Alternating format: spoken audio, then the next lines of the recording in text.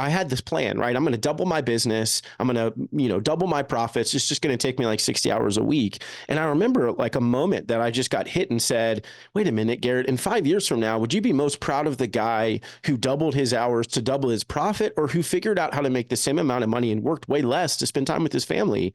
And like when I asked it that way, I said, man, I'd be proud of that guy. So I remember coming back up to my office. My whiteboard's literally right over there. And I wondered, why am I so obsessed though with growing my team? That's what I was doing at the time. And I come up, what's the only thing on my whiteboard? Number of transactions, volume, and profit. That's it. And so it hit me at that moment. I'm just measuring what they told me to measure. So that's the only way that I can decide if I'm succeeding or not. So I scrapped all that. Like I decided, okay, I'm going to scrap that. I'm going to create my own scoreboard, right? The only way for me to keep score and track what I care about is to change the way you keep score.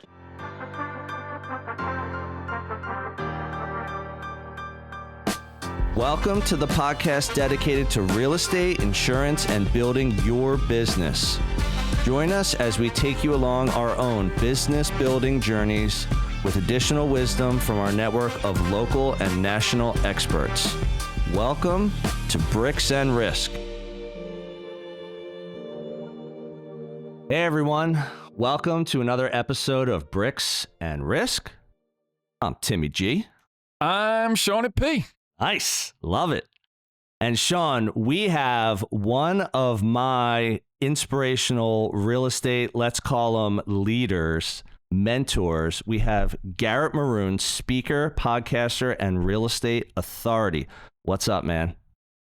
Man, thank you. That's very kind. Now I feel like I'm going to let you down, but I appreciate you guys having me, man. Excited to be here with you guys. We do that with the purpose of making sure you deliver on this episode. Yes, I like it. Set the bar high. Let's do it. Awesome. Let's do it, man. We appreciate your time. So Garrett is the team leader at the Maroon Group. So it's a residential real estate team at EXP. He's a podcast host, just like us, called The Faithful Agent. It helps Christian agents grow their business and grow their faith. He's also a speaker and relational sales consultant, helping real estate agents reclaim a life of intention through authenticity. 9 years ago, Garrett started with just 40 people in his database. Since then, he has sold over 600 homes, 100% of them by relationship, which we can't wait to get into today. Garrett brings substantial experience and expertise to his team and their clients. Garrett also runs the Maroon Group, a top 1% team in Southeast Virginia, and is also the co-founder of The Faithful Agent, a nonprofit serving Christians in real estate, and the co-founder of the 210 Collective at EXP. Since discovering the Common Agent Scoreboard, Garrett has been on a mission to help agents reclaim an intentional life, teaching them to be both ambitious at work and at home. Garrett and his wife Rachel have 4 kids, Hattie, Dylan, Ivy, and Zoe, and a puppy named Samson. He's actively involved in his church and loves dad jokes, as do I. True. Nice. All right. So you started as a real estate agent with just 40 people in your database, which is kind of insane. What made you decide to go all in on relationships like day one to grow your business? Yeah, man, that's a phenomenal question. Honestly, so I came in like many people and I did every single class, right? I was Keller Williams and so thankful for Keller Williams for so many things. Keller Williams my entire career until I went to XP. But I came in, I went to the class on, cold calling, door knocking, open houses, all those things. And I didn't know anything about business, right? I'm still trying to figure it out almost 10 years later. But I knew enough that if I built my business the way that these other ways, right? Cold calling, door knocking, all those things, that even if it worked in 5 years from now, I wouldn't even want the business that I had, right? I knew enough to say, what's my personality? And if this is going to work, it's got to work based on who I am. And that was a relational guy. And so, man, that was really it. I would love to say there was some deep thought behind it. It was just, I don't like those other things. So therefore I don't want to do it. If I'm going to stay in this industry, it's going to be by figuring out how to work the way I already want to work, which is relationship. And so I just dove in to try to figure that out, and thankfully it worked. Nice. Go ahead, man. That reminds me when I started my insurance office. I had this idea that kind of like you was that I'm going to build this thing and it's going to be, word of mouth. It's going to be 1 degree from everyone that I know and I relate with and that sort of thing. And I built this UF40. I had this list of 100 people that I knew. You're like, I know they're going to like my bowling shirt. I know they're going to like this shirt. How can they not? And that's how I started. Very, very similarly, is just leaning on the relationships. I didn't know if it would work or not. It was just, for me, if I'm going to do this, I felt that it was the best type of business, and that you could deliver for people that know you and you have a relationship with, and then from there, referrals and everything else would follow. Yeah. No, that's right. I've since learned all the data behind it, right? I didn't know anything other than this is how I want to do it. But as I continued to build, right? Because the question often is, well, how did you start with 40 people? Right. I only have 287 now, and it's 60 plus deals a year, right? So you don't need a huge database.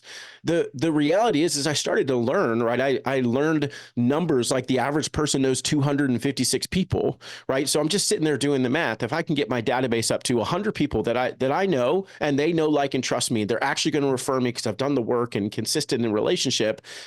By serving 100 people, if they know 256, the math is that reaches 25,600 people, right? And according to NAR, 91% chance to convert a referral. Yep. I like that math better than how long would it take me to cold call 25,000 people, right? And what would my conversion rate there be? So I just started to understand along the way. Initially, it was just, this is how I want to do it. And if I'm going to build a business, it's got to be by relationship. But as I started to understand the numbers behind it, the data, the psychology behind it, that's when I just really went all in to try to level up and understanding how to master this, because it's the best way to build your business, right?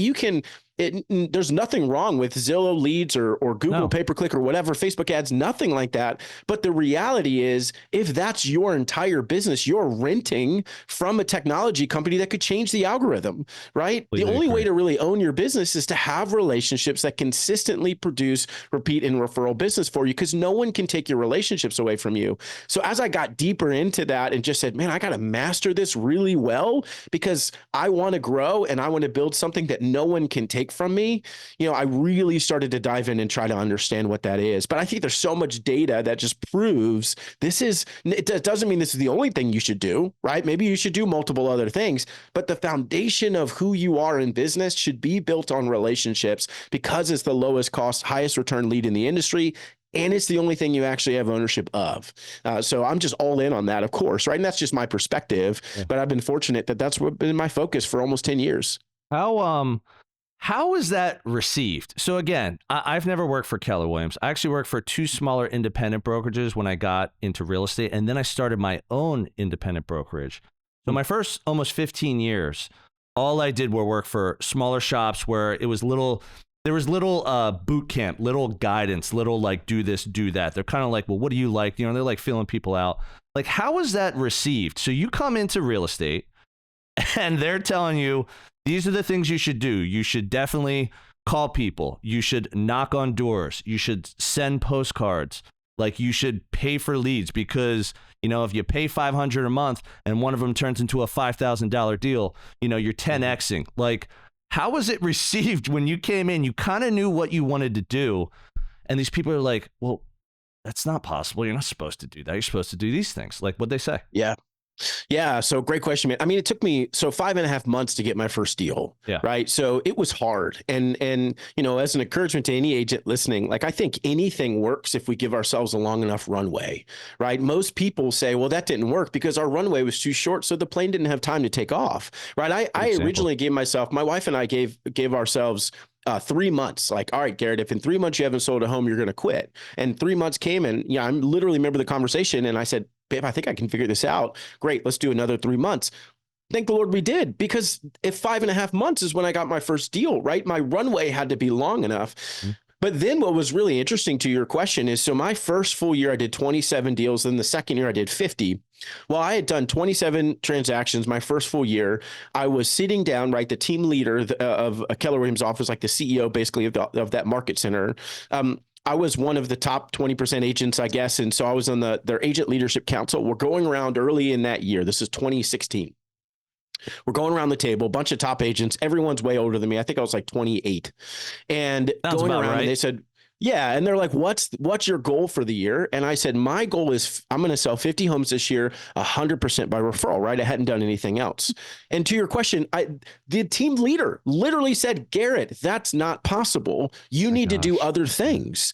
And so, I was young enough and stubborn enough that I was like, no, it is possible. I'm going to figure it out. All the other older agents who were amazing, don't get me wrong, all said, Garrett, you can't just do that. You've got to figure out something else to do. And I just didn't believe them.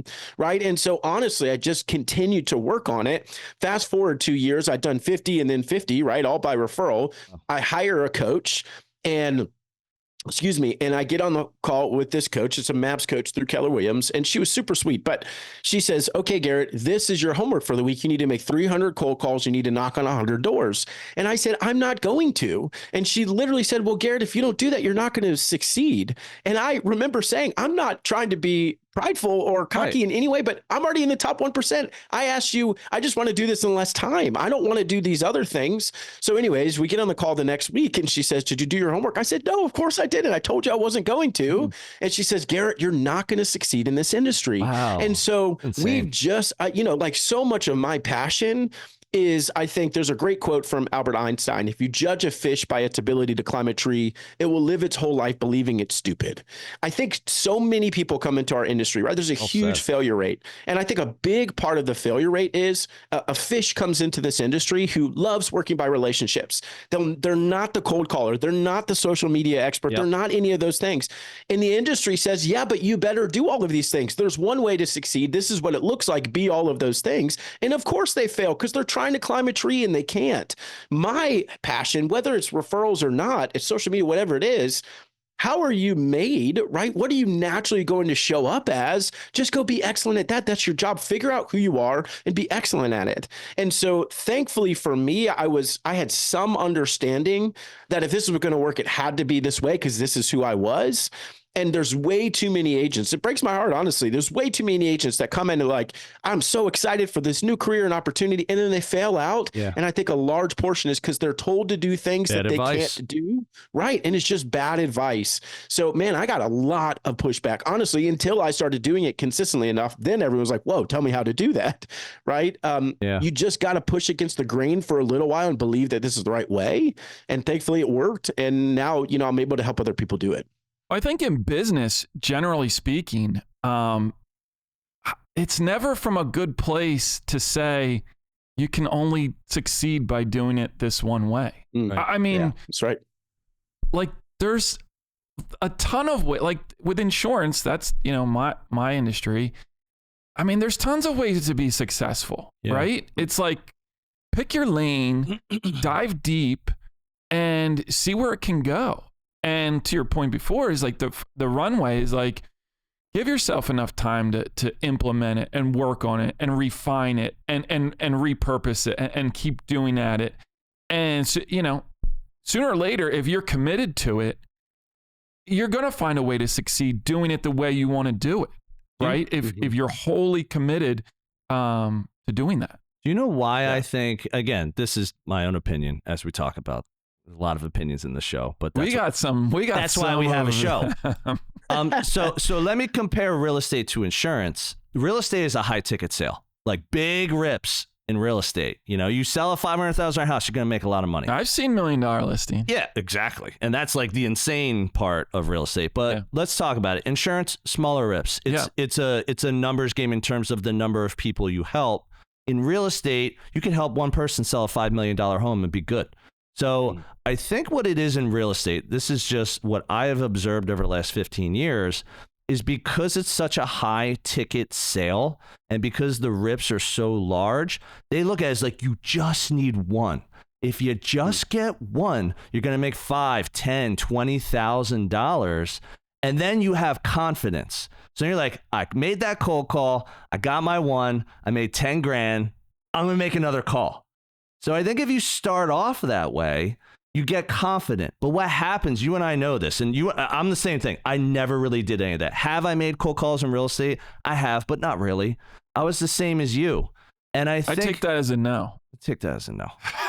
And I think what it is that when you get that high ticket sale because of that method, you're just going to buy into it. Be like, let me just do that again. It worked. And then everyone around you, your tribe is like, do that. It's not until you really kind of break off. You're just whatever. You're confident enough. You just love people enough. You got a lot of confidence in your social game and your customer service game. Whatever it is to go down this path that all three of us have gone down.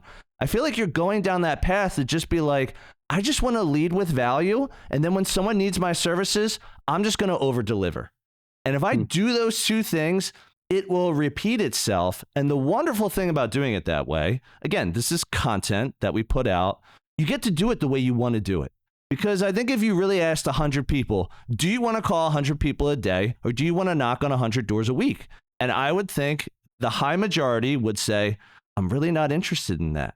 Because it's just too hard. It's too taxing. It's too many doors in your face. It's too many phones slammed on you. And you're just like, what the hell? Like, why does everyone tell me to do this? They're driving like, a Mercedes into the office. And I'm like, I got this piece of crap car. Like, why can't I do that? I would actually disagree with that point a little bit. Here's my take on it is that it's not too hard, right? So like, yes, it's hard, it's uncomfortable or whatever word you want to use, but where is your time most well spent? Yeah. And I think, Gary, you mentioned is like, where are you going to get the most ROI with your time? Yeah.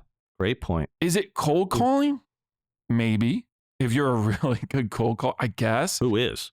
Or is it, leaning on your community and your people and your network to try to really maximize every ounce out of that community. So that's kind of how I would take it. I think it's so much what you guys are talking about. It is. Let me give you a quick story. So I'm getting ready to speak at this conference I think I was in South Carolina maybe. And there's the speaker right in front of me who's a marketing branding expert was her title. She's written a couple New York Times bestsellers, super sweet woman, right? But she gets on stage and one of her points is she literally says, here's what I want you guys to do. You need to choose how you want to show up every day and just show up like that literally every day, day after day. And that's how you win. And I remember thinking, I totally disagree with that, right? That sounds exhausting to come up with, how am I going to show up today? And I'm just going to be that and act counter to my nature and my personality. Now, I didn't get on stage and say, first of all, everything she said was wrong, right? That would have been terrible. Please disregard everything. Please awesome. Disregard. Yeah, right. I hope none of you heard that. Yeah, but that would have been awesome. I definitely wouldn't have been invited back.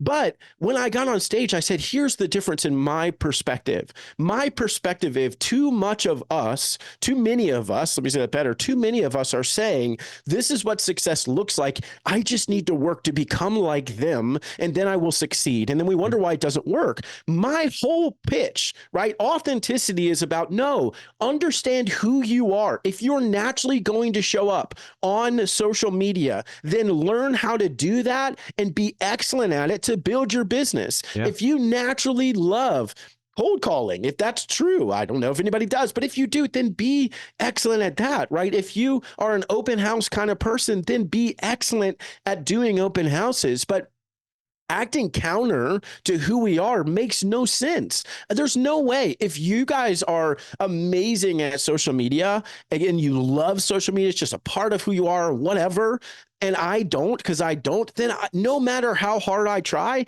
I will never be as good as you guys. It's not possible, right? If you strive for excellence, and so do I, you will always be better because you're naturally gifted in it already. And so too much in this business, in my opinion, in any business, right, is us working counter to what we naturally already are. And that just doesn't even make sense, right? It's just what we hear. And over and over and over, the industry, what do they put on stage? Well, this person, their expansion team did 1,000 transactions last year. I literally remember being at a conference. This woman's on stage, probably a nice woman. I don't know her at all. She's talking about how she built her team to 1,000 deals a year, which is amazing. But she just blew by this offhanded comment of, I didn't see my family for 2 years while I was building, but now they're all good.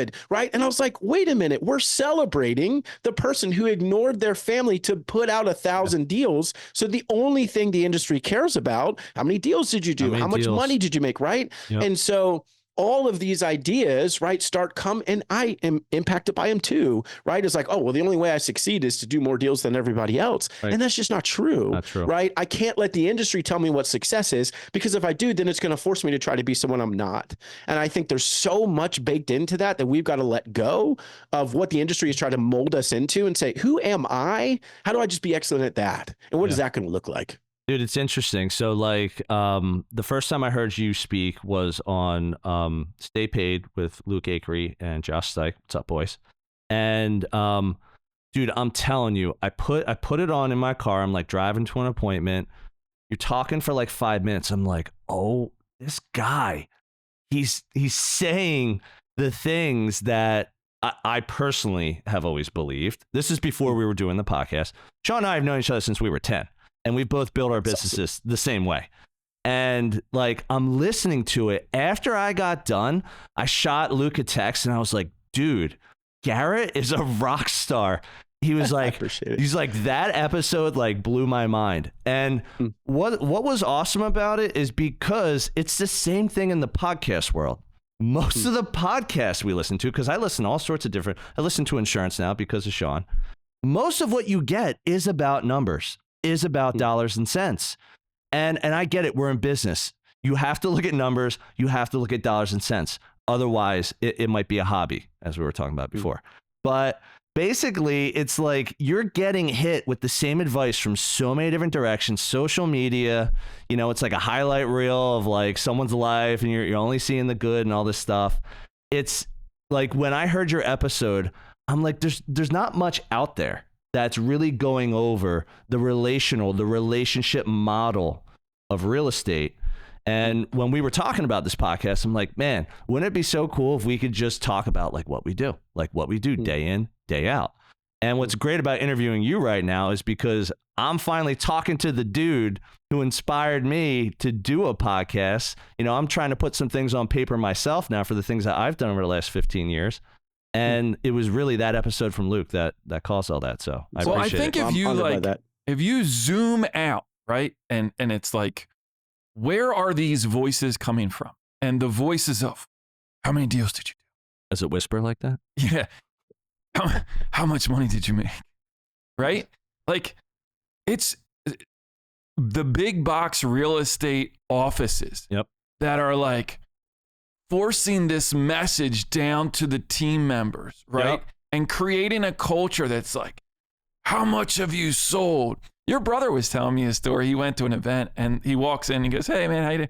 And he goes, hey man, how many deals did you do last year? Yeah, I remember that. And your brother was like, what? Like, it's nice to meet you too. So you have the big box real estate shops that are like, have this like voice from above saying, you got to do this, you got to do that. And then you have these coaches, these real estate coaches that are coalescing around these big box shops saying, if you want to be successful, you have to do this, you have to do that. I think when Garrett, you're talking about what you were saying before about this coach, and they were saying you have to do this. It's like, you know how you be a real good coach in this industry is like, you listen, like, what do you like? Yeah. You know, how do you determine success? And let's build a program around that so that you can find ways to like raise your kids and spend time with your kids and do these different things. Yeah, exactly. To find a path for you to be successful and not listen to these outside voices saying, you've got to do this. Mm-hmm. I mean, it's counter to all of the, you know, the noise that you hear now. But I mean, I think if you really look deep into yourself and you really want to be successful, there's a way for you to do it in the way that you want to do it. It's just speaking to that person and committing to the idea. Mm-hmm. Yeah, I mean, so I'm working on this book right now. It's actually called The Common Agent Scoreboard, right? As I was teaching and trying to understand, even for myself, because I'm the guy who's always said my family's most important, right? But I had this moment. I'm out in my backyard a couple years ago, and I'm doing thinking time, and I had this plan, right? I'm going to double my business. I'm going to, double my profits. It's just going to take me like 60 hours a week. And I remember like a moment that I just got hit and said, wait a minute, Garrett, in 5 years from now, would you be most proud of the guy who doubled his hours to double his profit, or who figured out how to make the same amount of money and worked way less to spend time with his family? And like when I asked it that way, I said, man, I'd be proud of that guy. So I remember coming back up to my office. My whiteboard's literally right over there. And I wondered why am I so obsessed though with growing my team? That's what I was doing at the time. And I come up, what's the only thing on my whiteboard? Number of transactions, volume, and profit. Like that's it. And so it hit me at that moment. I'm just measuring what they told me to measure. So that's the only way that I can decide if I'm succeeding or not. So I scrapped all that. Like I decided, okay, I'm going to scrap that. I'm going to create my own scoreboard, right? The only way for me to keep score and track what I care about is to change the way you keep score. And so I came up with this concept and this idea, just the agent scoreboard, right? So what I teach and what the book is all about, and I mean, there's other things, but I think on your scoreboard, there should be 3 items on the scoreboard. One is a profit goal. Sure. For me, the second is a wife goal, and the third is a family goal. So for example, I've got a profit goal, right? I've got my wife goal was for us to get 4 nights away this year, just the 2 of us. Nice. We've done that. And my family goal is take every 7th week off to be with my family. And so now that I have a way to keep score, I can look at every opportunity that comes. I can look at every way to build a business. I can look at anything and everything and run it through the list. That sounds good. Wait a minute. Does it score? Right? Yeah, it could help me reach that profit goal, but I don't know that I could take every 7th week off if I did this. So, awesome. Okay, no, it doesn't work, right? We just don't know how to keep score. And so because of that, so much of my heart too is, right, my wife's a stay-at-home mom with our 4 kiddos, so she's crazy busy all the time, right? I have such a heart specifically for the mom who's at home trying to sell homes, right? Doing 5 to 10 deals a year. And the industry keeps chewing her up and spinning her out saying, you're not doing enough. You're not successful. Crazy. And it's like, wait a minute, right? I had this woman come up to me. I'm speaking at this event. A woman come up to me afterwards. It's the first time I've ever talked about the scoreboard in person, like 2 years ago. And she says, Garrett, I'm a solo agent and I'm a mom. I did 55 deals last year. And I was like, wow. Oh, it's amazing. And she said, but everybody's been asking me, what are you going to do this year? And I've been telling them 60 or 70 because we're just supposed to do more, right? She said, but Garrett, after hearing you talk about the scoreboard, I'm going to intentionally sell only 30 homes and it's going to change my life. I was like, okay, well, you got to tell me more about that, right? She said, Garrett, I'm a mom first. I got into this industry to pick up my daughter from school. Guess what I've never done? Picked up my daughter from school because I've been so busy selling homes. So I'm not even scoring the way I want to. I'm just doing what they told me to do, right? Doesn't mean you can't be successful and a great parent or whatever, right? That's not true, but it does mean so easily we go for the award, the accolades, the thing that's going to give us recognition, get us on podcasts, get us on a panel, whatever, instead of what do we actually care about at the end of the day? Right. So like, I don't want to grow anymore my real estate business because the more I do that, the more it's going to take me from my family. And it's not a perfect balance, but I'm seeking this balance. How do I grow, but still be able to do 4 nights away and every 7th week off? If it hits those, cool, I'm in. If it doesn't, I'm not doing it. So I think we just have to give ourselves freedom to craft our own way to keep score. Because if the NBA decided you can't do 3-pointers anymore, no one would shoot them, right? If you change the way you keep score, you change the way you play. Great analogy. So if we just change the way we play, or if we change the way we keep score, we'll change the way we play. And I think a lot of agents need that. Yeah. And that's my hope, is that agents can craft their own scoreboard and then say, now how do I just go achieve this? And let me filter everything I do through that. Yeah, dude, that's unbelievable. Hey everyone, this is Tim, your favorite Bricks and Risk co-host. But don't tell Sean. I hope you're enjoying this episode, and I'll get right back to it in a moment. Our audience grows through word of mouth, so if you would please take a moment of your time and give us a review on the platform you're on, that would be fantastic. Please also help spread the BNR word by sharing your favorite episode with a friend. We greatly appreciate your time and trust. Now, back to the show. So my brother Ryan, he tends to be like Mr. Mooney over here, a little bit glass half empty. I'm more of a glass half full kind of guy. So your biggest struggle, and you had said getting awareness of what you are doing. So why has that been a struggle for you and your team over the years, getting awareness of what you're doing? Man, well, so I think for so long, right? So I grew up in the Keller Williams world and am so thankful for it. Like it taught me to be entrepreneurial. I didn't know I was an entrepreneur until I was like a year and a half in, right? Taught me how to run a business, taught me how to build it. But then you just go with the flow, right? I was young, I was doing well. And so the natural next step for me was build a big team. And I'm heading that direction. I'm reading The Millionaire Real Estate Agent. I'm aiming for the 7th level team. And I'm just doing what I think I'm supposed to do. Right. And that's it. It was not an awareness. There was no awareness. Let me say this. There was no awareness that my real direction in business was just given to me instead of chosen by me. And so here I am just building out a team. I have more agents. I've got 3 full-time admin, right? My salary payroll is like 150 grand, which is stupid. I work in my referral, right? Like why? And I'm just doing it, trying to build to the 7th level. And again, it wasn't until that moment of this realization of like, I don't even want this. Why am I doing this? And so then it became, okay, I don't want it. Now, how do I figure out what I do want? How do I unwind that now? Right. Seriously. Like, and I looked around and said, everybody says the 7th level is the freedom in your business. I've never met someone at the 7th level, and I've been doing this for a long time. So then it was like, wait, maybe that's not real. Maybe it is. Maybe it's not. I just need to figure out, what do I want? And so for me, I had 3 agents plus me and then 3 full-time admin. And I said, I want simplicity, right? That's how I work way less and still make it. So I cut down to 1 agent, 1 part-time admin, and I stepped out of production because I wanted the freedom to do that. And so I just had to go figure out how. And I think too much, again, if thankfully, and it took me like 8 years. So if y'all are listening and you're in this industry, like don't feel bad if you're 5 years. You don't snap your finger and it just happens. No, like absolutely you not. have to go through it. That's right. I just ran with it for like 8 years, 7, 8 years, whatever. And it wasn't until that moment to say, wait a minute, I'm going to choose what I care about. And if the industry doesn't like it, who cares? Because my family does, right? And the people around me do. And so they don't get to dictate anymore how I'm going to keep score. And that, again, that mental shift just changed everything for me. It's still hard. Don't get me wrong. It's still hard to see my friends who crush it and keep growing. But I also know the numbers like you guys probably do. My buddy who's got 20 agents and I have 1, I'm as profitable as he is, right? I'd much rather have what I have. And so would he, admittedly. He said that to me, but he can't unwind all of it right now, right? So I think there's just so much ego, quite honestly.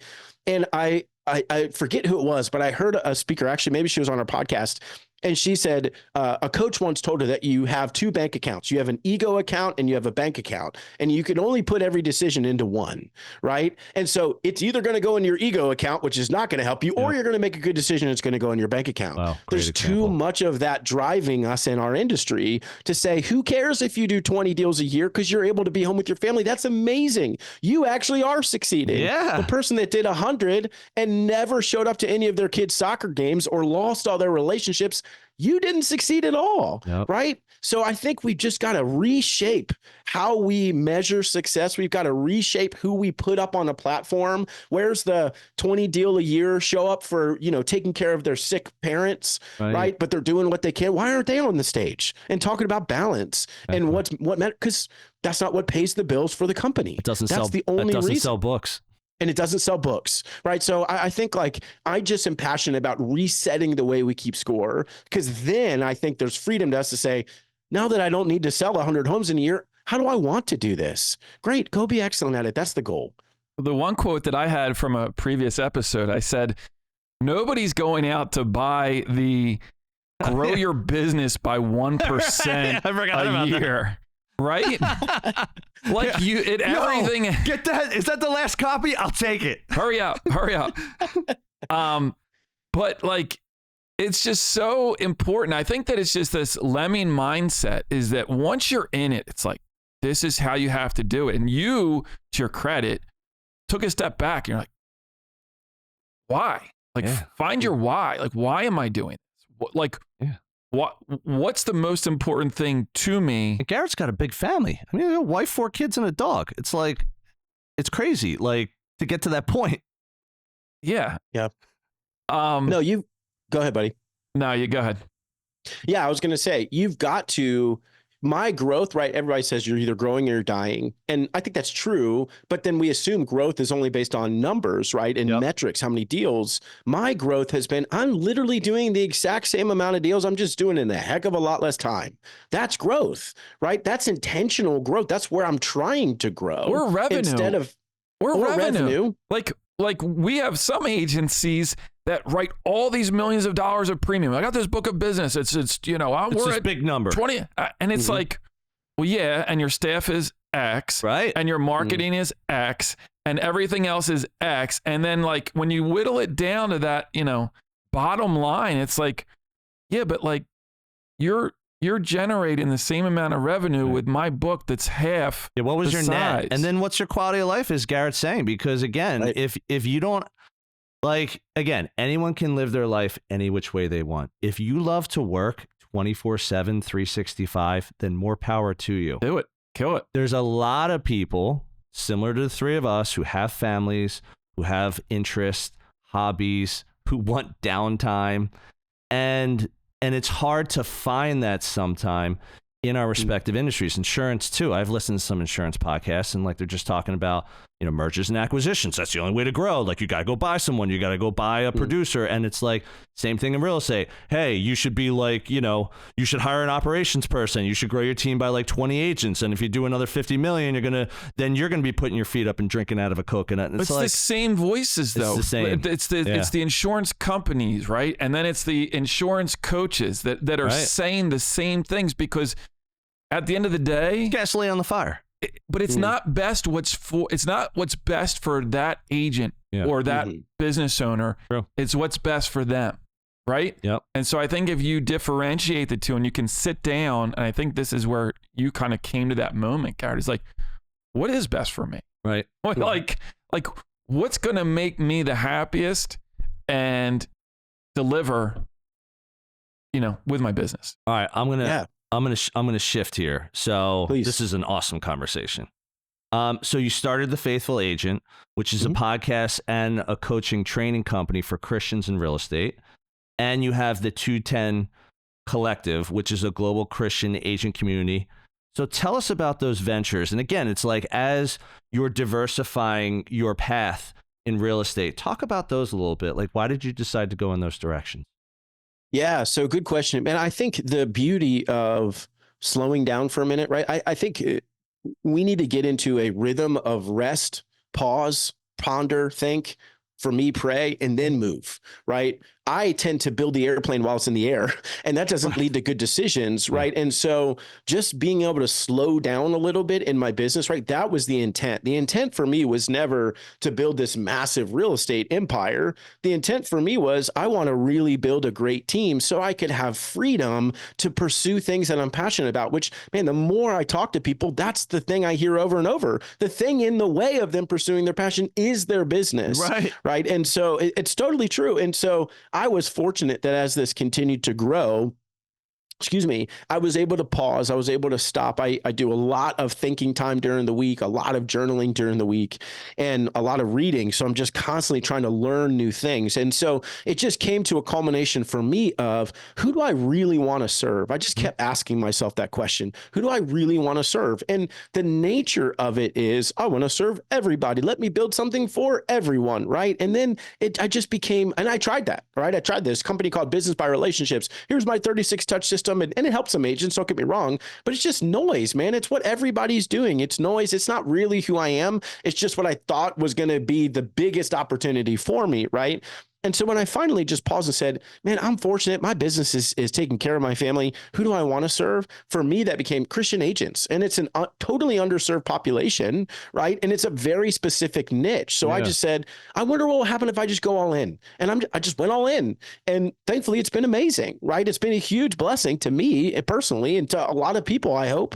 And so it was that culmination, right? Is again, it's trying to understand, just like in my own real estate business, just like the listener, your real estate business, what do I actually care about? What do I actually want to do? Right? You guys were using the word should because we hear that a lot. That's such a bad word in this industry. Yeah. You should do this, you should do that. The question should be, if you want to do this, here's how, right? That's what we should be saying. But in reality, I just started to stop asking myself, what should I be doing? And just asking the first question, what is it that I desire to do? Right? What's in me already? What is my natural inclination? What am I when I'm most authentic to who I am? Who is that? Right? And so it pushed me in this path, say, go talk to Christian agents, man. That's your heart. That's where you want to live anyways. That's where your biggest influence can be. And so I just went for it, man. We launched a conference. We started the podcast. We're about to do our 4th conference. Wow. And then the Faithful Agent is a nonprofit organization for any and all agents. Just whoever, come in, right? We do conferences. We've got local groups. We've got a podcast. The 210 Collective is an organization at EXP where we are intentionally just getting into business with Christian agents. Yeah. So that we can specifically building a bigger serve. tribe, basically. That's right. Yeah, awesome. Absolutely. And so the cool thing is, again, that's what I want anybody listening is, what do I really want to do? Who do I really want to serve? And I think for a lot of people, right, not to bring it back really quickly to scoreboard, a lot of people are going to say, it's my family and I'm not serving them very well. Then do that first and then figure out your business. And then once you figured out your business, you get to ask a fun question. Now, what do I want to do? Yep. And that's the freedom for me. That's been a huge blessing. And so I'm thankful for that. It's been incredible just being able to ask better questions of myself. Dude, all right, so this brings something back. So when I started Copper Hill Real Estate like 10 years ago with 2 partners, I was the operations guy. So I was more in charge of meeting agents, bringing them in, training them, mentoring them, watching them grow. One of the things I always said to every agent I would meet is we would go over like an annual plan, which was numbers based, but then we would also go over a marketing plan, which is more like, what are you doing? It's a stuff that causes you to go in debt, or is the stuff that makes you sweat? Like basically was the way I put it. But the one thing I would always say to everyone is go with what you know. I would always say go with what you know. And that is the direction that you're moving in, which is awesome.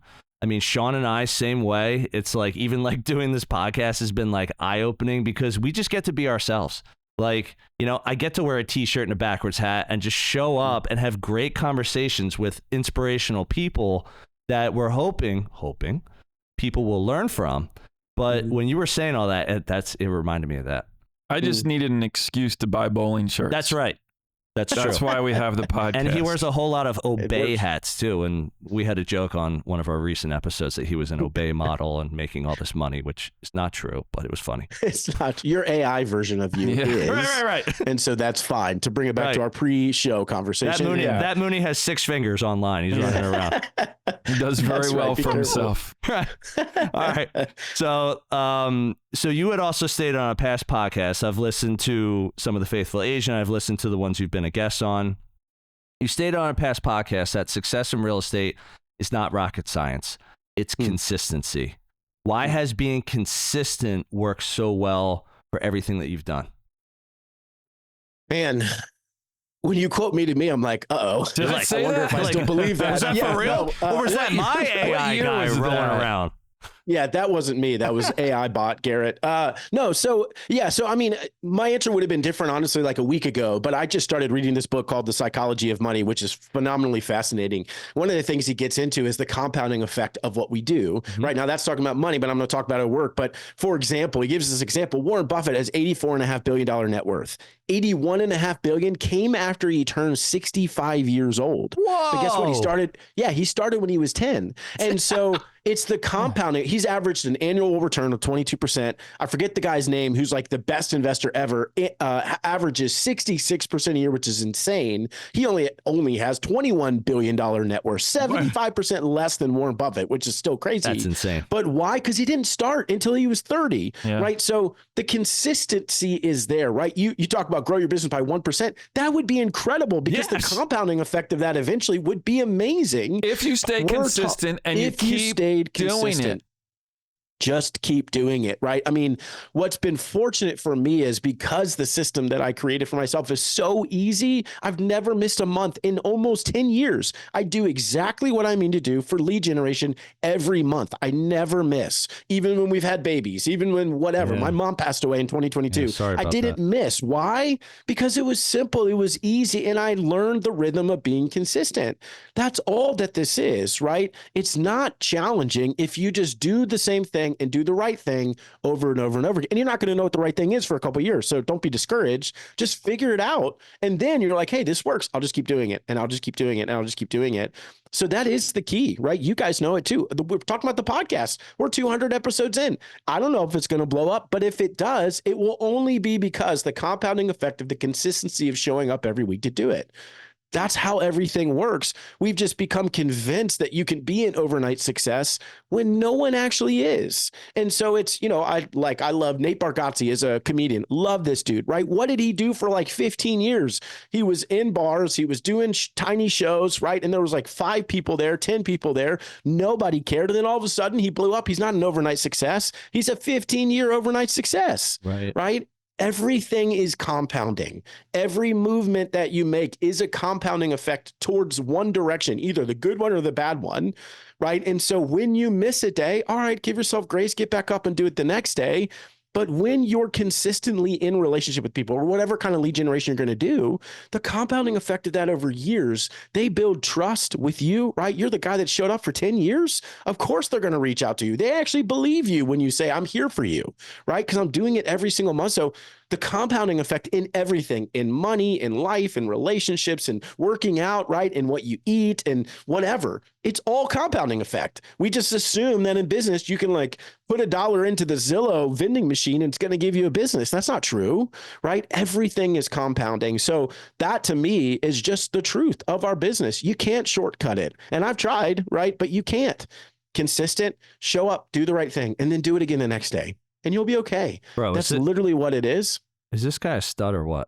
Oh, like, come on, man. I eat a lot of donuts, so I'm not a huge stud. I'm trying to be. That's why I talked about food as the compounding effect. The donuts get you going. It's like, I got a podcast. I got to crush too. Then I got to get on. Right, exactly. I need some energy. Let's get some donuts. Yeah. It's just everything that we've talked about. And we always look for this reinforcement. Like, you look, are we doing this right? Because we live in this world of like viral everything, right? Yeah. The viral video, some business, instant gratification, off, and it's like, it takes work to like day in, day out, keep doing it, be consistent. And I just don't think there's enough voices like yours out there that speak to the vast majority of people, right? The viral stuff is going to happen.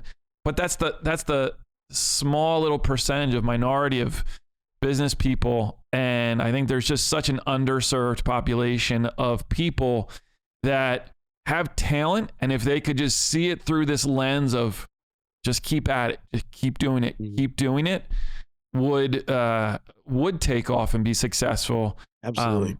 And so I just wish there was more of these voices out there. Yeah. I mean, to your point, too many people are trying to win the lottery, not grow a farm, right? Build a farm, plant, seed, and sow and reap, and right. And it's going to take time, but build the farm. Don't try to win the lottery. Yeah.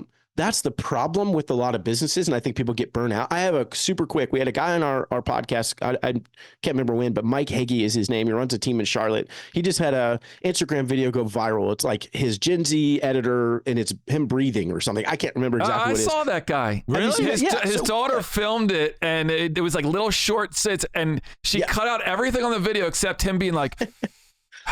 Yeah, he's just breathing. And it's hilarious, right? And it went crazy viral. Yeah. Well, guess what I've seen since then? A bunch of the agents that I know doing the same thing. My Gen Z editor. And it's like, I can breathe. Yeah, right. It is amazing. And I hope it is a huge blessing to his business, right? That's an incredible thing. You can't just go do it and all of a sudden win the lottery too. Yeah. He didn't do that, think he was going to win the lottery. He's just consistently making content, right? So it's the the reality for us, if you want to succeed, grow the farm, right? Just consistency over time. Even in the Bible, Galatians 6:9 says, do not grow weary of doing good, for in due season you will reap if you do not give up, right? It literally says it right there. That's the point. Don't grow weary of doing good. Keep it doing it because you will reap. It's not a question. You will if you don't give up. That's the key. Have a runway long enough. Keep doing the right thing. Give yourself a long enough runway and you will get there. It's when we pull the plug too fast that it doesn't work. Yeah. Garrett, I'm going to, after this episode, I'm walking down the street. You're getting a sack of seeds. There's a screen print shop. I'm going to print the shirt, grow the farm. I'm going to get your address. I'm going to send it down to you. Please do. Grow the farm. Hashtag grow the farm. I love it. Hashtag grow the farm. That's Dude, right. I absolutely love it. Well, we've taken up a lot of your time today, and we could not be more thankful that you agreed to chat with us. Appreciate it, Garrett. And share some of your time today. So real quick, for the listeners as well as the watchers, why don't you tell people where they can find out more about you and what you got going on? And the book, if that's coming out. Yes, please. Yeah, so working on the book still. It's been a work in progress. It'll come out soon, called The Common Agent Scoreboard. Soon could be in 3 years, let's be honest. But the Faithful Agent podcast, that's right. That's where you'll see me every week. You'll hear me every week. And then honestly, they can just text me at 757-266-2876. Honestly, happy to help in any way I can. Feel free to reach out. Very cool. That's awesome, man. Thank you so much for your time, Garrett. Absolutely, guys. Thank you. And that's all we have for this one, folks. So thank you for tuning in again to another episode of Bricks and Risk. See you on the next one. Thank you for joining us on another episode of Bricks and Risk. Our goal is that you walk away with 1 or 2 valuable nuggets, and we greatly appreciate you sharing your time with us today. You can find all B&R episodes on Spotify, Apple Music, YouTube, and anywhere else you get your podcast content. Until next time, keep learning and keep growing.